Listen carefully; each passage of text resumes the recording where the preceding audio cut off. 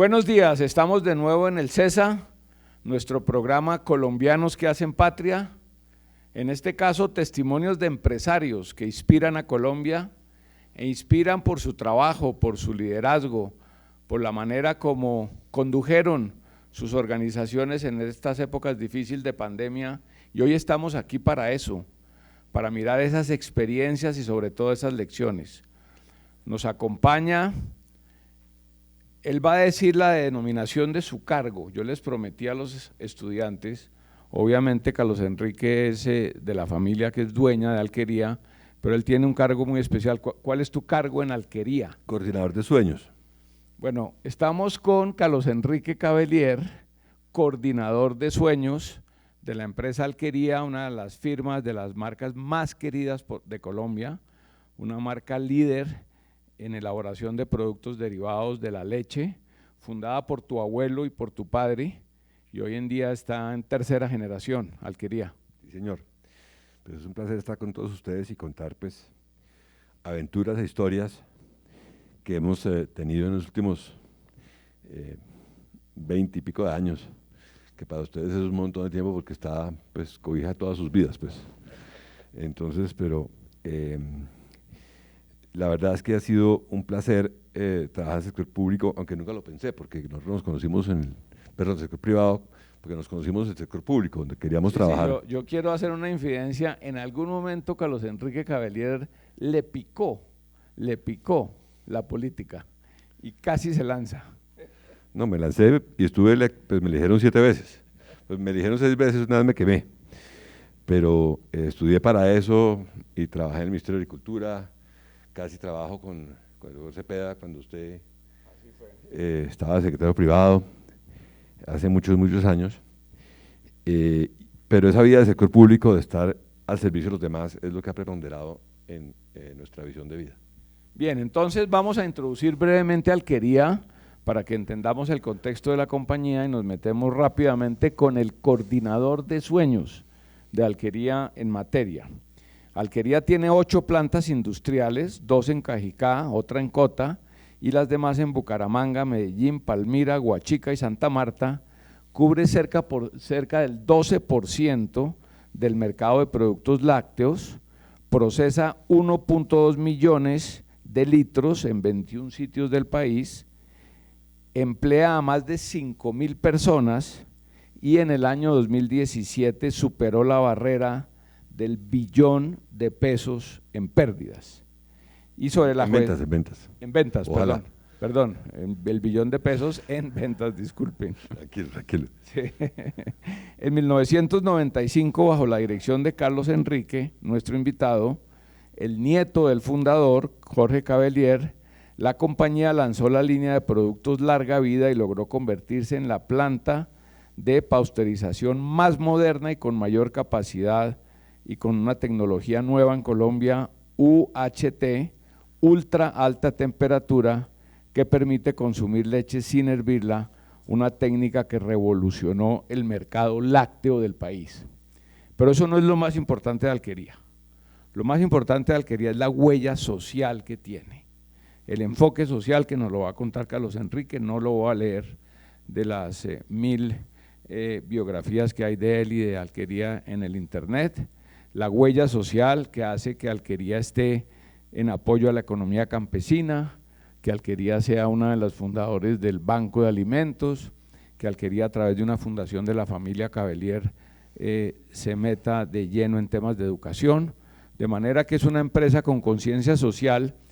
Y Carlos Enrique, yo empiezo estas charlas con una pregunta un poco audaz, pero que nos mete en el tema. Luego de estos meses duros de la pandemia, de estos años duros de la pandemia del COVID, desde que empezó, no el año pasado, sino el antepasado, ¿Alquería está mejor, igual o peor que antes de la pandemia? Pues te agradezco mucho la pregunta porque a uno, digamos, como empezar a lidiar en eso y le dice, bueno, entonces ¿está ganando más plata o no está ganando más plata? ¿Está vendiendo más o no está vendiendo más? Y nuestra visión, digamos, es una visión que no es solamente financiera. Nosotros nos volvimos el año pasado una empresa B, que quiere decir que somos una empresa que tiene triple balance, el balance financiero, que es lógico porque pues, es la forma de mantenernos en el mercado, el balance ambiental y el balance social.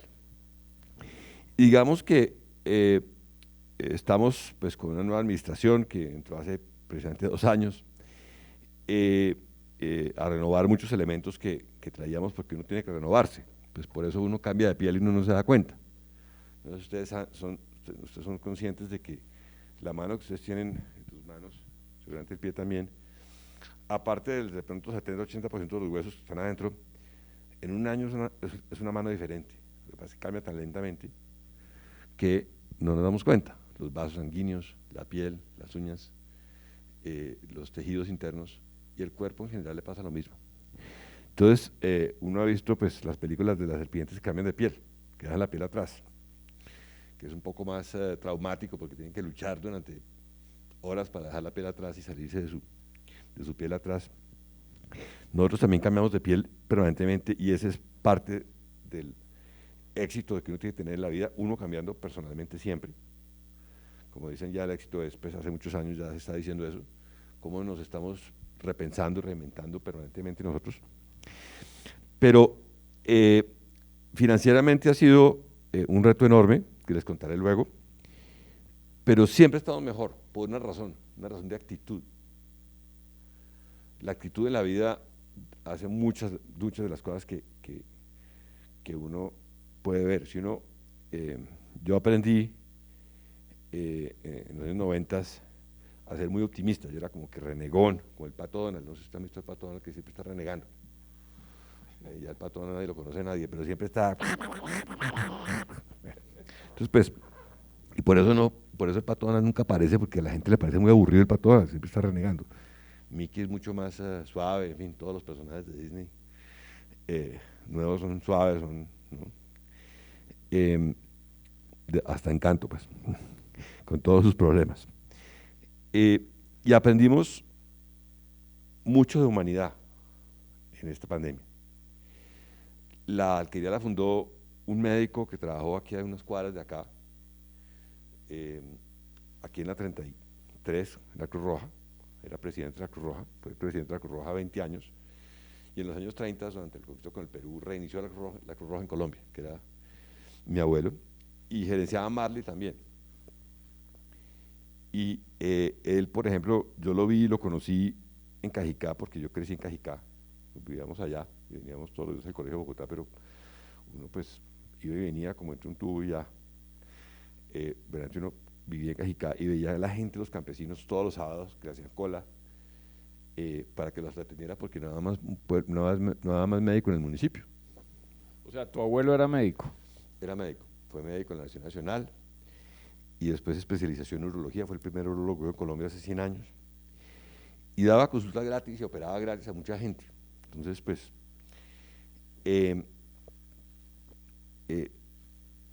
ese tapabocas, pues yo no lo vi siempre en la casa, pero siempre uno veía las fotos de los médicos y veía que, pues, mi abuelo era cirujano, mi tío era cirujano, mi tía era bacterióloga.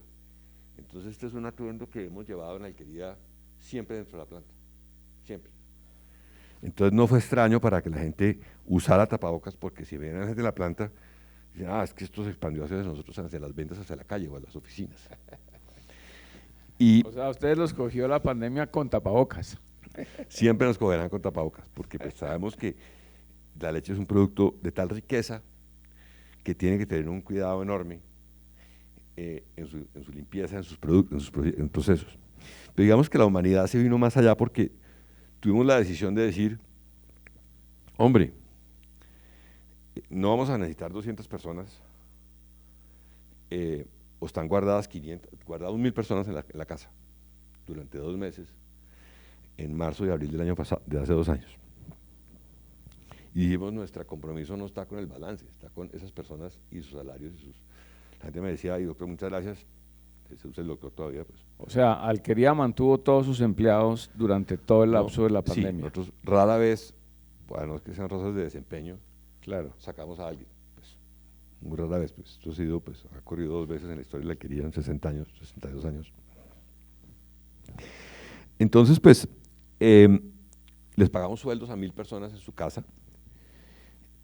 800 de esas personas estaban trabajando desde su casa, otras 200 iban a la planta. no, otras 200 estaban con comorbilidades y no podían trabajar porque era trabajo físico o de la planta. Pero no arriesgamos a nadie. Y esas 300 personas desde la casa empezaron a, pues, nos organizamos muy tempranamente, porque uno tiene que estar muy tempranamente. Yo tengo un hijo que trabajaba en McKinsey y estaba en un proyecto en Medellín, y el 20 de enero me suspendieron el proyecto. Y le dije, ¿por qué? Porque las materias primas de China no están llegando. ¿Cómo así? ¿Qué es esta cosa? Esta cosa de Wuhan, cuando veíamos el tema de los pilotos que han ido a rescatar a los colombianos, ya se veían las cadenas de distribución. Entonces muy temprano dijimos, no, esto. Entonces empezamos a recopilar información, y el 4 de marzo tuvimos el primer protocolo, de bioseguridad en Colombia. 1 de marzo de 2020. Sí. En el sentido de que pusimos tapabocas, aislamos a las personas en los buses, aislamos a las personas en sus oficinas, digamos en distancias, dimos gel, y las comorbilidades que las teníamos en la historia clínica, las personas, 200 personas entraron a su casa a hacer nada, pero pagamos eso, nos costó un dinero que solamente para eso existe Mastercard, como dice, pero en el espíritu de la gente, unas personas pues que tienen un salario mínimo no podíamos dejarlas ir por esa razón, no podíamos licenciarlas. ¿Qué pasó con la producción de las plantas? ¿Bajó? No, digamos que Colombia fue impecable en todo el sector agrícola. Ustedes saben que a Colombia no le faltó un gramo de alimento durante el 2020 a los colombianos. El tema vino con el paro, después sí vino y seguimos subiendo el tema. Pero todo el sistema agrícola funciona en Colombia porque estamos pues, en un nivel de exención perfecta. Todo el mundo pues, que tenía que ir a la planta, que no tenía comorbilidades, iba a las plantas. En los buses teníamos, digamos, un bus para 40 personas, pasamos a tener un bus para 10 personas. O sea, empezaron a tener 3 veces más buses. 10 buses más. Sí, y los distanciamientos y el proceso. Y, bueno. O sea, más empleo, más choferes de bus, más buses. Sí, ciertamente, como decía nuestro amigo. Sí. Una cosa que ustedes no saben y te voy a preguntar, Alquería hoy en día es socia de una compañía europea enorme, líder en productos lácteos, que es Danone. No, ya eso salimos. Ya salieron, pero a partir de ahí tienen más productos. ¿Cuántos productos tiene Alquería? Tenemos unos 250 unidades de referencia, entre yogures, leches, cremas, arequipes, quesos. Ahora quesos con Del Vecchio, que es una empresa Del muy Vecchio, linda de Colombia. Correcto. Y pues tenía unos problemas muy grandes, y pues logramos pues rescatar lo que quedaba y que le dejara algo a los dueños, y rescatar 170 empleos. Y estos 200 y tantos productos durante la pandemia se siguieron produciendo. Igual, sin ningún problema. No hubo ningún problema en ese sentido. No hubo el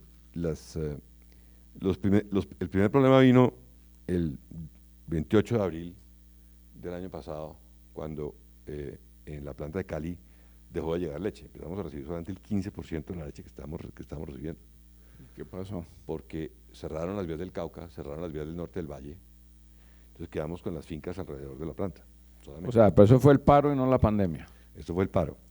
Y en UAT, durante 4 días, en Cajicá recibimos la mitad de la leche, porque en UAT cerraron UAT, y los campesinos pues quedaron sin poderle vender a la gente. Es un tema que es paradójico. Estaban pues protestando por las condiciones de la gente. Aquí, digamos, aquí hay un tema pues en el mundo hoy día de dónde somos emocionales y dónde somos racionales. Yo curiosamente hace muchos años, cuando estaba en el colegio, vi un artículo que me quedó muy impactado, pues una cosa que se llamaba Lecturas Dominicales. Era que tenemos 3 cerebros. Tenemos el cerebro reptil, que está en la base de nuestro cerebro, que es el cerebro límbico, que es el que funciona con las 3 Fs: fight, freeze or fly. Escapa, pelea o congélate. Y la racionalidad que viene en el córtex, que es lo que hemos desarrollado como seres humanos los últimos 50.000 años, yo soy antropólogo, y en las clases de antropología física veíamos cómo los seres humanos fueron desarrollando ese córtex, gracias a eso desarrollamos el lenguaje. Somos 3 o 4 especies que tenemos lenguaje. Los delfines, las ballenas, los seres humanos, creo que hay otra. Entonces eso se hizo por el córtex, pero eso pasó hace muy corto plazo. Es que llevamos como recolectores 1 millón de años caminando por el planeta. Claro, como Homo erectus, como Neanderthalis, y el Homo sapiens se desarrolló los 120.000 últimos años, y hace 50.000 años. No, ¿quién se ha hecho el examen de genómica de 23andMe? ¿Algunos se lo han hecho? No, de todas maneras, mírenlo porque es interesante. 23andMe. Todos venimos de África. Todos venimos de África, pero también, pues, eventualmente, en estos 80.000 años hemos salido de África hacia todas partes, y en esos 80.000 años han pasado muchas cosas, porque el cambio a veces es pequeño, en muy poco tiempo se da, pero el idioma solamente hasta los últimos 50.000 años, y es la sublime expresión de lo que somos como seres humanos cognitivos, porque además tenemos una prospección de tener la noción de tiempo. ¿Qué pasa pasado mañana? ¿Qué pasa dentro de un año? Todo ese cerebro que hemos desarrollado para poder entender esos conceptos abstractos no lo tiene ningún otro animal en ese planeta. Pues que sepamos, hay algunos que tienen algunas perspectivas al respecto, en fin. Y tenemos también el cerebro intermedio, que es el cerebro mamífero, que es el que nos enseña a amar, a tener unos sentimientos suaves, como los perritos que se acercan a uno, los gatos, en fin, los caballos. Entonces, pues, todo ese desarrollo a veces actuamos muy por el tema reptil, de decir, ¿cómo esto me está atacando a mí? Entonces venga, ¿cómo reactúo? Porque claro, tenemos 100 millones de años de ser reptiles y 100.000 de ser, este es el 1 por 1000, y 100.000 de ser seres humanos con cognición. Entonces, pues, nuestro espíritu reptiliano sigue estando ahí, por eso la gente actúa a veces tan curiosamente, furiosamente, o escapa, en fin, porque tenemos ese cerebro reptil y debemos ser muy conscientes de ese proceso. Entonces, digamos que la pandemia nos cambió en ese sentido de tener que cuidar a la gente aún más de la que la cuidábamos, porque hemos sido, pues, muy paternalistas, en el sentido que mi abuelo y mi papá eran muy paternalistas, pero ya un paternalismo moderno, si se quiere decir. No querríamos tener paternalismo hoy día. Pero cuidamos a nuestra gente profundamente, y además hicimos unos avances que veníamos proyectados en la parte ambiental, de decir, bueno, el 2050 vamos a hacer, el 2030 vamos a hacer CO2 neutro. Con todo esto dijimos, no, pues pues el cambio climático es una pandemia también, y vamos a hacer CO2 neutro en el 2025. Vamos a hacer el año entrante plástico neutro, agua neutro, con reciclaje, con unos materiales que se puedan... Que profundicemos en eso. ¿Qué quiere decir ser una empresa CO2 neutra? Quiere decir que genera espacios en ambientes como, pues, básicamente en términos de, primero, tecnología que usa mucho menos energía que genera CO2. Fuimos la primera empresa láctea y las 4 primeras empresas en Colombia a tener camiones eléctricos en Colombia. O sea, toda la distribución de productos de alquería... No, hoy no, digamos, tenemos 4 camiones de 600, es poquito. Pero van creciendo. Pero vamos a ir creciendo hasta reemplazar seguramente en 8 o 10 años toda la flota por camiones eléctricos, porque también la tecnología va evolucionando, tiene que ir uno visualizando dónde va evolucionando. Claro. Los camiones, las tractomulas tienen que pasarse a gas, porque las tractomulas de los camiones, subir una montaña en Colombia con electricidad no da la pila. El carro no está hecho para no da eso. la potencia, digamos. No da la potencia. Y el hidrógeno va a ser en el futuro, en 10 años, todo lo que usamos en las plantas para convertir pues la pasteurización es un proceso de cocción, de levantar la temperatura y bajar la temperatura de la leche. Entonces, pues eso nos permite, vamos a cambiar todos esos procesos por biomasa, en términos de aceite, palma, para que no usemos carbón, que es lo que usamos en una sola planta hoy día. Ya usamos gas en las otras plantas. Entonces, pues ya, en la que bajemos esos residuos y sembremos los bosques que estamos sembrando, vamos a producir más CO2 del que emitimos. Del que gastan. Sí. Del que emiten, perdón. Y en las fincas, en nuestra industria, el 85% del CO2 emitido se emite en las fincas, por las vacas, que genera mucho metano. El metano se disipa en 10 años, entonces tiene esa ventaja. Pero estamos trabajando en componentes nutricionales y en bosques también para amortiguar eso, y acá en el 2030 esperamos ser absolutamente CO2 neutros en nuestra industria, y ser muy innovadores en eso. O sea, los desechos de la vaca son los eructos que hace la vaca, porque el proceso de la vaca en el estómago genera ese metano. Es por la boca. En la medida que que desarrollemos alimentos, que ya hay algunos, cañas, hojas, de cierta manera, eso reduce esa cantidad de metano que tienen las vacas en el estómago. Bueno, Carlos Enrique, entonces aterricemos un poco y los estudiantes al final, 3, 4 personas podrán hacer preguntas, entonces el que esté interesado vaya pensándolas.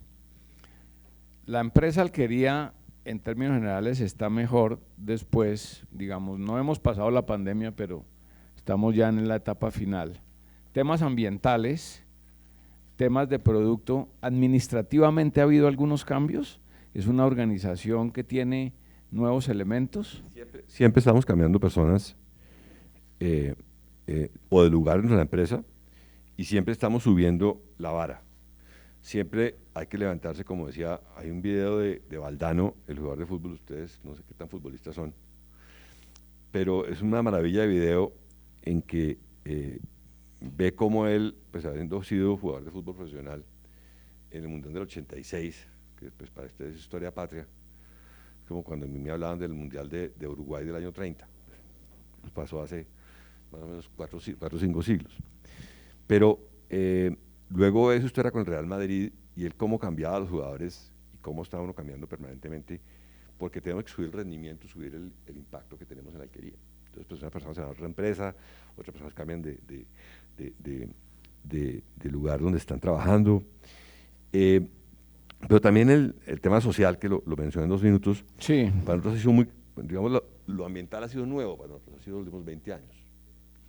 Lo social ha sido siempre por la forma en que mi abuelo y mi padre fue alcalde de Cajicá 20 años, y logró que todo el municipio tuviera agua potable, que hoy día pues eso parece pues, que es normal, pero la gente no tenía agua en los municipios, entonces la conectó al acueducto de Bogotá y tenían agua en su casa todo el día, porque antes había agua pues para cocinar y no más, no tenían cómo bañarse, que tuvieran alcantarillado, ¿no? Pues simplemente los pozos sépticos de las casas. La educación mejoró mucho. Entonces, digamos que eso venía, y nosotros con la Fundación Alquería, primero hicimos todo el trabajo con Banco de Alimentos hace 20 años. ¿Cómo es la historia del Banco de Alimentos? Pues un día, digamos, durante la crisis, nosotros estuvimos en la ley 550, que es la ley de quiebras, hace 23 años, por una inversión que hicimos que no teníamos pues, suficiente, pues, no estábamos bien estructurados financieramente. Entramos a la ley de quiebras y salimos de la ley de quiebras en el 2005, un periodo largo, difícil. En la mitad de eso yo dije, bueno, yo no soy el único con problemas, porque estábamos en una recesión difícil, que fue la recesión del 98, uno veía a la gente en la calle pidiendo cosas, yo les compraba todos los dulces a los niños, a los señores de los dulces, porque bueno, por lo menos les ayuda al señor de los dulces, pero después dije, no, tenemos que ir más allá. Me fui a ver a Enrique Peñalosa, que es pues, un buen amigo de hace mucho tiempo, y le dije, ¿qué hacemos con esta cosa? Entonces me mandó donde una señora que se llamaba Gilma Jiménez, que era del DAPS, que es la señora que defendió todos el tema de la violación de niños, la ley de Gilma Jiménez y el parque Gilma Jiménez. Y con ella empezamos a entender el hambre en Bogotá y qué pasaba. En la segunda alcaldía, Enrique fui asesor ya para la nutrición y alimentación de Bogotá. Pero en ese momento, en el año 2000, alguien me dijo, mire, es que hay un padre que montó un banco de alimentos. Me fui a verlo. Sí. En Cali. Lo montaron en Cali y este fue el segundo. Ya.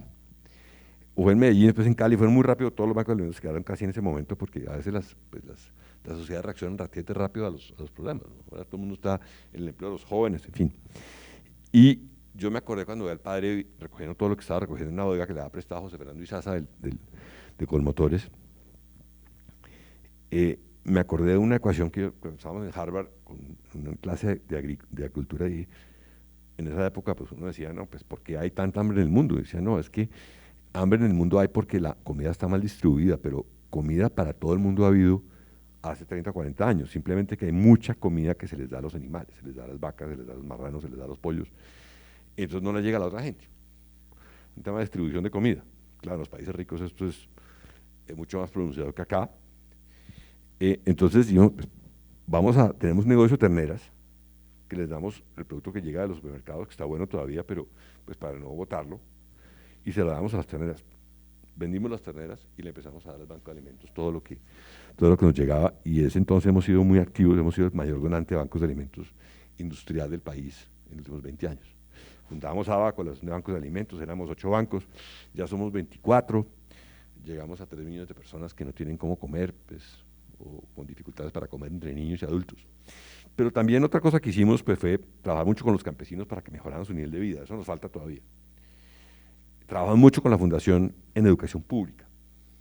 ¿Cómo es el trabajo en educación de la Fundación Cavelier Lozano? Alquería Cavelier se llama ahora. Alquería Cavelier. Empezamos muy tradicionalmente diciendo, hay muchos niños que necesitan estudiar en las universidades, démosles becas en las universidades, muy tradicional.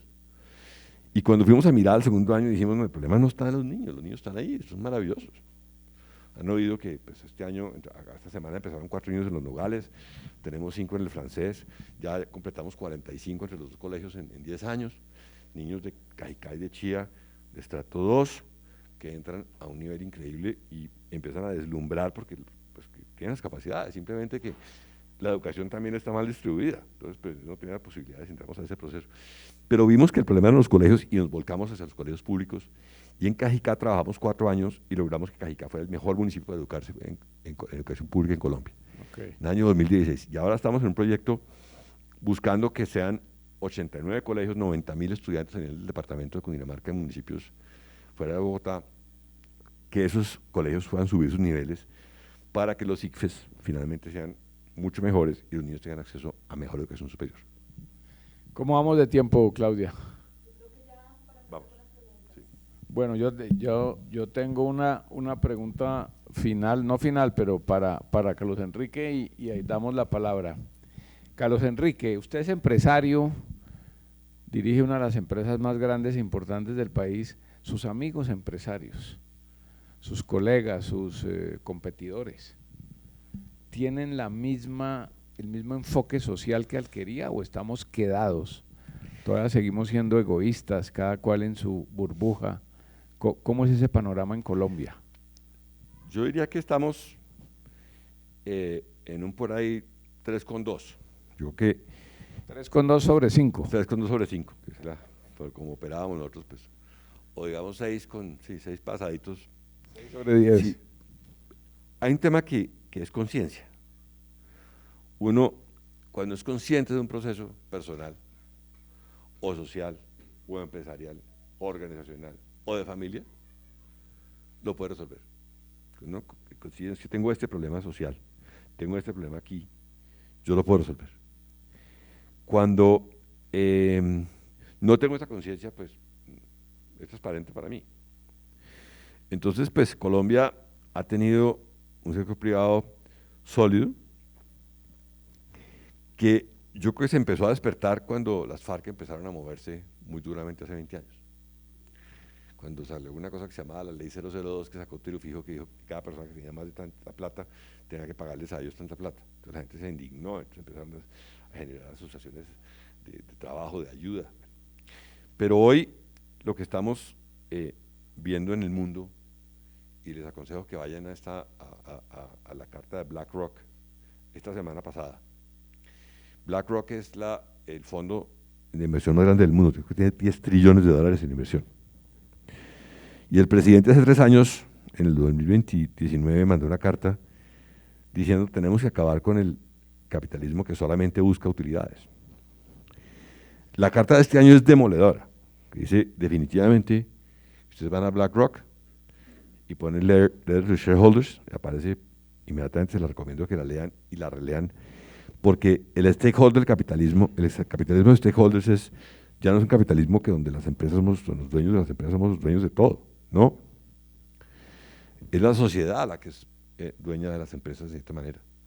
Los colaboradores, los clientes son dueños de las empresas, los colaboradores son dueños de las empresas, puede que no en el sentido de ser dueños de las acciones para poder tomar decisiones administrativas, pero la responsabilidad de la empresa no es solamente con sus accionistas. Primero está con claramente sus consumidores, pero segundo está con su comunidad y con sus colaboradores.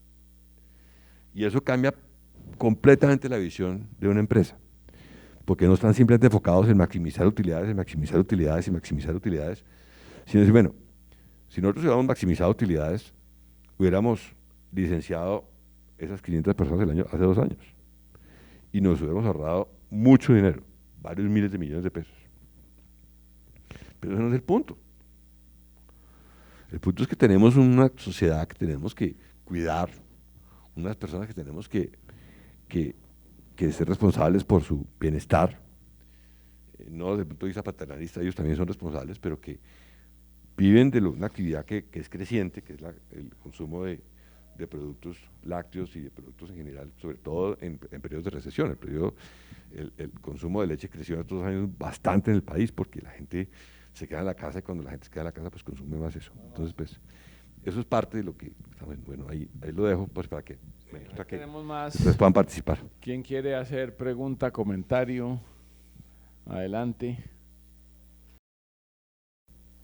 Carlos Enrique, primero agradecerte todo este espacio y yo te tengo una cosa que me llama mucho la atención. Como dijiste, Alquería pues viene siendo ya de tu familia, ya esta es la 3ª generación, y mi pregunta viene con relación a esto. ¿Cómo separas tú tu espacio de trabajo y de la familia? O si al ser una empresa familiar, digamos que esto siempre está junto en tu espacio de trabajo. Mira, hay un tema hay una frase de un profesor de Harvard que decía que el problema de las empresas familia tiene 2 lados, que a veces la empresa crece más que la familia, o a veces la familia crece más que la empresa. Entonces uno dice, bueno, ¿en qué lado estoy? Hemos sido pues un poco pragmáticos en ese sentido. Mi padre le compró a sus hermanos hace 30 años y yo también le compré a mi hermano hace unos 5 años. No sé qué va a pasar con mis hijos, ya veremos qué pasa, pero eso aligera bastante el problema, porque éramos 20 primos, o somos 20 primos, y de esos la propiedad está concentrada. Tenemos un fondo internacional, canadiense, que participa un porcentaje importante de Alquería. Entonces, pues yo no soy el único dueño y rey y señor, eso no existe.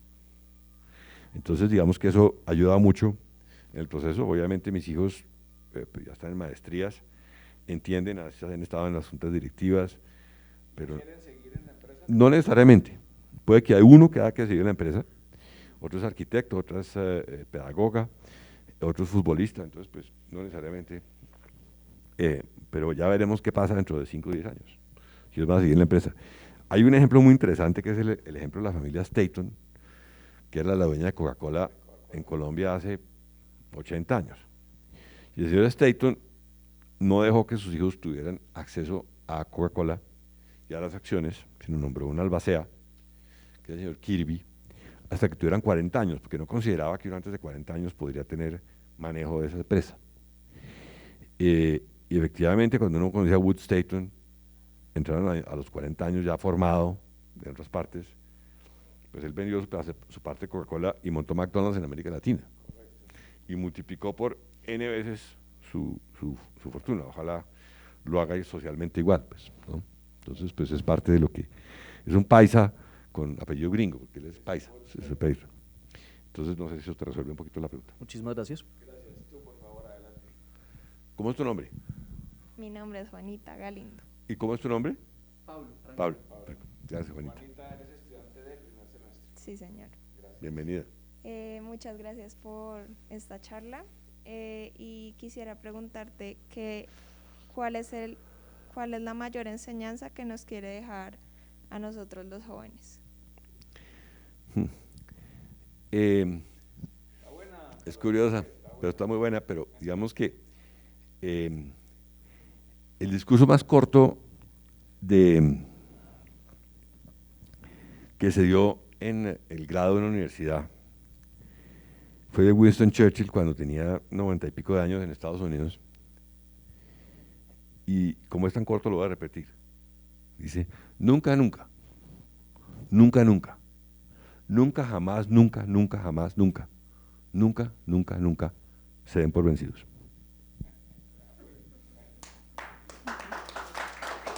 Gracias.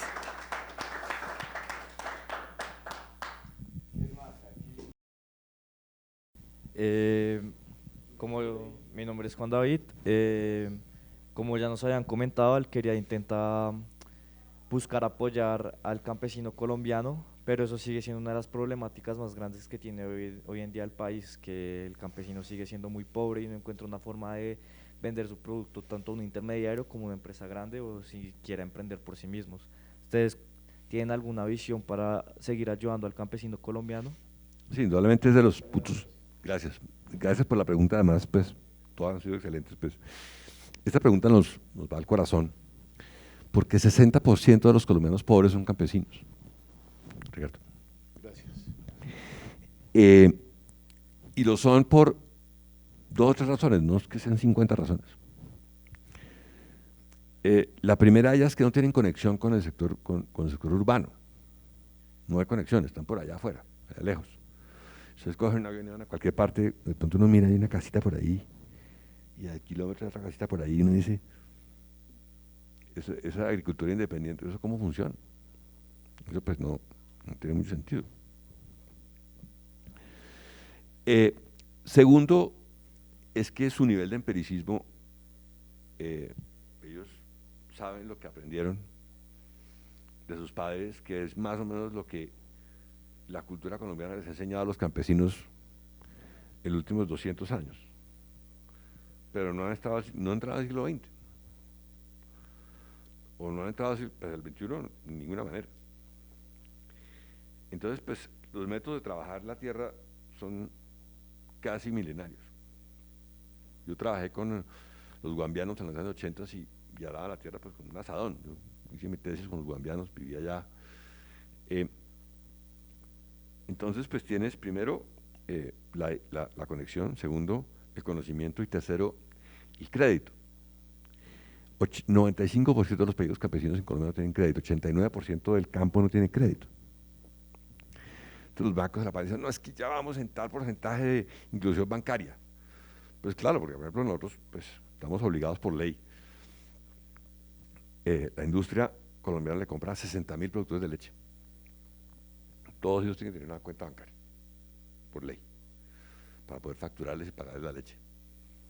Pero eso no pasa en la carne, no pasa en N cosas, en frutas, en verduras. Entonces, pues, nuestro objetivo es llegar a que cada familia campesina que le venda producto alquería tenga el equivalente a 2 salarios mínimos de ingresos netos. Porque con 2 salarios mínimos de ingresos netos, uno en Bogotá está fuera de la pobreza. Con 2 salarios mínimos, es decir, 2 millones de pesos netos, ellos son casi clase media campesina.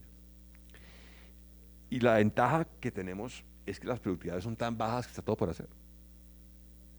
Entonces, una vaca en promedio en el grano medio, en el llano, en la costa, produce 1 o 2 litros. Pero 2 litros no hay. ¿Cada cuánto? No diariamente. Pero falta que la mitad de las vacas están secas, es decir, no están produciendo nada. Y la gente no lo sabe, además están por ahí botadas, ustedes las ven cuando van caminando o cuando ven fotos, están por ahí botadas, como están, pues. Pero las vacas tienen un sistema que se instaló en Nueva Zelanda hace 80 años, 90 años, nosotros lo trajimos hace 50 años, mi padre se fue a Nueva Zelanda, y las vacas, nosotros tenemos en la finca las vacas como regadas por todas partes, como si fueran mosquitos o ovejas, pues todos.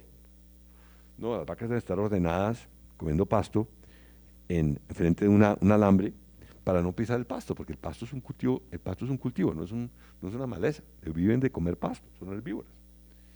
Y así pueden pisar ya no el 90% del pasto, sino de pronto el 40%, y comerse el resto. Entonces, pues, claramente el tema es que uno siempre tiene que hacer primero la comida y luego el las vacas, y el orden de los factores altera el producto. Ahí mi suegro, que también es campesino, dice, es que el pasto que sobra es el que alimenta el ganado, porque a uno no le puede faltar, tiene que sobrar. Entonces, pues, esa labor es nuestra próxima labor. Logramos cambiar la leche en Colombia, que era toda fresca. Ustedes no recuerdan, pero la leche fresca, en bolsas, en cartones, por ahí hay un par de botellas. cosas. Botellas, sí. Pero hoy, toda la leche es en bolsa, que es un empaque que, pues, todo el tema que tiene el plástico es el más eficiente desde el punto de vista ambiental, más eficiente desde el punto de vista, porque las botellas son muy lindas, pero hay que lavarlas, producir una botella vale un montón de dinero, tiene que ir y dar vueltas, tiene que devolverse a la planta, hay que lavar, en fin. Entonces, pues, ambientalmente suena muy bonito, pero cuando uno saca las cuentas, la bolsa, si se recicla adecuadamente, porque todas las bolsas son reciclables, se pueden hacer bumpers de carros, se pueden hacer mangueras, se pueden hacer pastos, postes, se pueden hacer. Ya hemos entregado, en diciembre entregamos 2 parques, 2 colegios en Chía, donde los parques se hicieron con bolsas recogidas de alquería y se fundieron para hacer parques de niños, para hacer, en vez de hacer plástico virgen, se hicieron en empaques nuestros. Ya cambiamos la leche a larga vida, que pues ayuda mucho el proceso, nuestro próximo reto es lograr que los campesinos en Colombia salgan de la pobreza y estén en los niveles de clase media en los próximos 10 a 12 años. Gracias. Doña Claudia Santo Domingo. Bueno, tenemos una, tú querías pregunta, y Claudia, las dos al tiempo. Claudia, una pregunta también, y cerramos con Carlos Enrique. Adelante. Bueno, yo igualmente te doy gracias por estar acá, pero mi pregunta va más a que me llamó la atención que al final de tu charla dijiste que estabas experimentando una evolución del capitalismo que ya no es hacia las empresas en sí, sino con responsabilidad de su comunidad. Tú te ganaste un premio en el 2020 de dirección de personas. ¿Cómo enfrentas esa evolución del capitalismo con la dirección de tu compañía? Gracias. Claudia. Nuestra coordinadora, profesora. Carlos Enrique, la verdad es que escucharte es inspirador, sobre todo que creo que nos verifica y rectifica a los estudiantes que hoy sí se está haciendo un cambio de conciencia y que las empresas no están solo para generar utilidad. Pero mi pregunta va más a cómo asumes tú los fracasos. Los fracasos los asumo, y con esto después te contesto de vuelta. Tranquilo. Me está pitando que me tengo que ir. No, me está pitando que en 3 minutos tengo que. Pero tenemos 3 minutos para contestar. Los fracasos, hay un poema maravilloso. Dígame cuál, a ver. De este premio Nobel hindú inglés que se llama Los dos impostores. Pues que se lo busco a ver si lo encuentro. Y los dos impostores son el éxito y el fracaso. Porque el fracaso uno tiene que tomar como aprendizaje y el éxito hay que tener mucho cuidado porque lo llena uno de una confianza que no debe tener. Entonces uno tiene que asumir el éxito, el fracaso como… la definición de fracaso para Edison, que inventó el bombillo, era una de 9.999 formas de que el bombillo no funcionaba. Pero la que funcionaba fue el éxito. Entonces, pues, y digamos que en la respuesta del nuevo capitalismo, del stakeholder capitalism, nosotros lo hemos vivido mucho tiempo. Entonces, para nosotros no es nuevo, porque vivíamos el tema social de la gente, cuidar a nuestros colaboradores. Nosotros no tenemos empleados, sino colaboradores. Cómo nos cuidamos a cada uno, cómo logramos que nuestra comunidad funcione. Mi padre, como les repetía, fue alcalde de 20 años, tuvo un impacto importante en la comunidad en 20 años, no hace muchas cosas. Y el poder cuidar la educación en Colombia, el poder cuidar a los campesinos, poder cuidar los bancos de alimentos, poder cuidar la naturaleza, poder ser CO2 neutro, poder extender lo que hacemos en nutrición a millones, mucho más millones de hogares con la garantía de que los productos nutritivos es parte de eso, es parte de eso. Lo importante es que Larry Fink, que es el presidente de BlackRock, está teniendo mucho